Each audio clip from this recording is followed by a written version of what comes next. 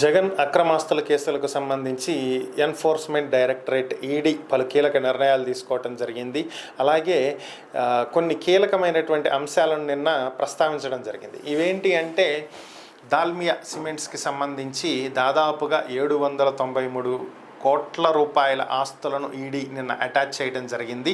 తాత్కాలికమైనటువంటి attach అయినప్పటికీ కూడా కడప జిల్లాలో లభ్యమయ్యేటువంటి సున్నపు రాయి తవ్వకాలు, ఈ గనులకు సంబంధించి అవకతవకలు జరిగినాయని, వీటిని కేటాయించడంలో 2009-10 సమయంలో జగన్మోహన్ రెడ్డి మీద కేసులు నమోదైన విషయం అందరికీ తెలిసిందే. దానికి ముందు వైఎస్ రాజశేఖర్ రెడ్డి ముఖ్యమంత్రిగా ఉన్నటువంటి సమయంలో అప్పుడు ఎంపీగా ఉన్నటువంటి వైఎస్ జగన్మోహన్ రెడ్డి తన అధికారాన్ని అడ్డుపెట్టుకుని ఈ సిమెంట్ కర్మాగారాలకి మేలు చేకూర్చే విధంగా, కాంట్రాక్టులు దక్కే విధంగా ఆయన చర్యలు తీసుకోవడం జరిగిందని, దాని ఫలితంగానే భారతీ సిమెంట్స్లో వారు పెట్టుబడులు పెట్టడం జరిగిందని, క్విడ్ ప్రోకోగా భారీ మొత్తంలో జగన్కి డబ్బు సమకూర్చడం కూడా జరిగిందని, జగన్కి సంబంధించి దాదాపు 800 కోట్ల రూపాయల ఆస్తులను కూడా అటాచ్ చేయడం జరిగింది.